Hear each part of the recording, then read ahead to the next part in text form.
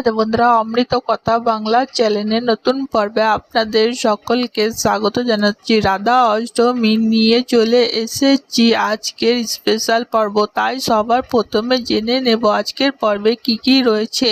রাধা অষ্টমী পালনে সহজ সরল ঘরোয়া বিধি কি রয়েছে, এর সঙ্গে জেনে নেব রাধা রানীর প্রিয় ভোগ কি কি।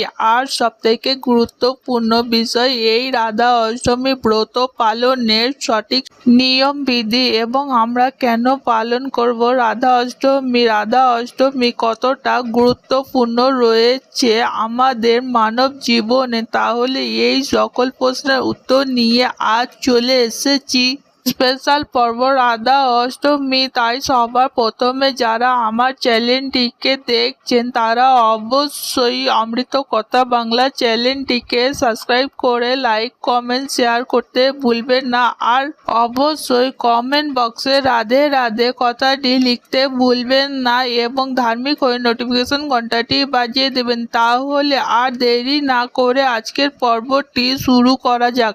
জয় মা রাধা রানী মায়ের জয়। ভাদ্র মাসের শুক্লপক্ষের অষ্টমী তিথিতে পালিত হয়ে এসেছে পুরাকাল থেকে বর্তমান যুগ পর্যন্ত রাধা অষ্টমী। এই রাধা অষ্টমী তিথি বিষ্ণু পুরাণ মতে শ্রী রাধা রানীর জন্ম তিথি হিসাবে পালিত হয়ে এসেছে। কৃষ্ণ জন্ম অষ্টমী ঠিক 15 দিন পরে এই রাধা অষ্টমী অনুষ্ঠিত হয়। কৃষ্ণ অষ্টমী যদি আপনি পালন করে থাকেন তাহলে সেই অষ্টমী সম্পূর্ণতা পায়। রাধা অষ্টমী ব্রত পালনের মধ্যে দিয়ে এক পাহাড় সমান দান করলে যে পুণ্য অর্জন করা যায়, শুধুমাত্র রাধা অষ্টমী ব্রত পালন করলে সেই পুণ্য অর্জন করা যায়। তার সঙ্গে সঙ্গে বলে শ্রীকৃষ্ণের কৃপা লাভ করার জন্য অবশ্যই আপনাকে রাধা অষ্টমীর পুজো করতে হবে। রাধা অষ্টমী ব্রত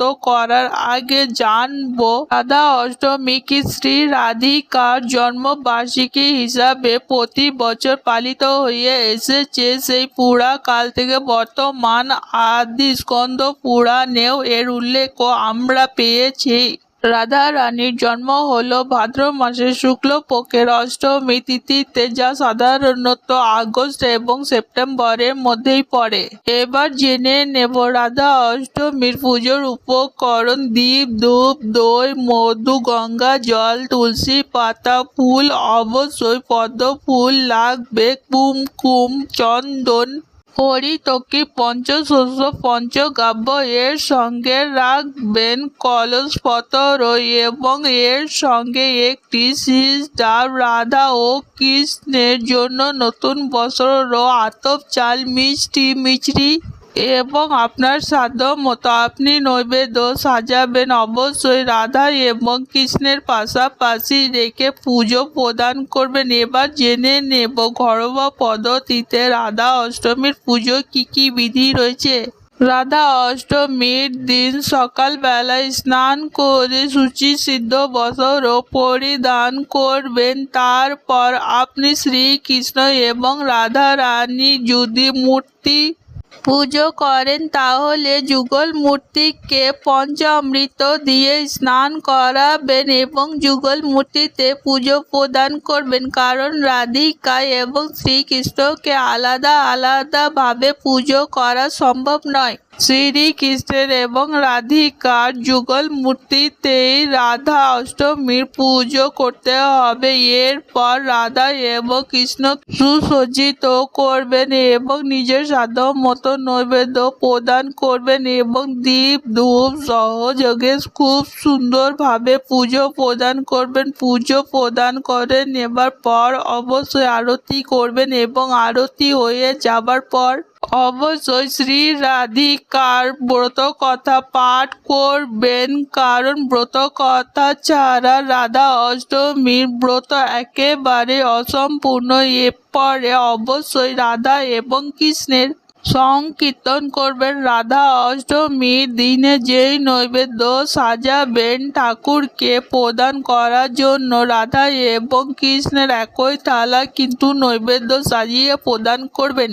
এবার আমরা জেনে নেব শ্রী রাধিকার প্রিয় ভোগ কিভাবে তৈরি করবেন এই ভোগ। চলুন এক নজরে দেখে নেওয়া যাক। রাধা অষ্টমীতে রাধা রানীর প্রিয় ভোগগুলি হলো, সবার প্রথমে রেখেছি লুচি। লুচি হলো রাধা অষ্টমীর খুবই প্রিয় ভোগ। এর সঙ্গে অবশ্যই কচু দিয়ে তৈরি করা একটি তরকারি রাখবেন। এছাড়া রাধা রানীর প্রিয় হলো দুধ কচু এবং এর সঙ্গে অবশ্যই আপনারা বিভিন্ন ধরনের ভাজা রাখতে পারেন।